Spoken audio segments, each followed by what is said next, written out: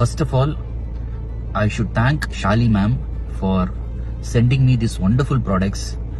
The products are very, very tasty, hygienic and also very useful. நம்ம வந்து நிறைய விஷயம் ரோட்ல வாங்குறோம், கடையில வாங்குறோம், பட் எல்லாமே ஹெல்த்தியா இருக்கிறது இல்ல.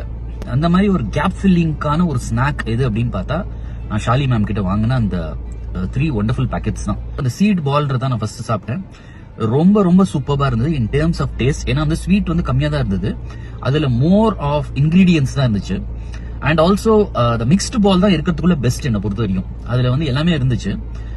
I really liked, and also the people who like dry fruits also, it's a dry fruit ball is very very authentic, I should say.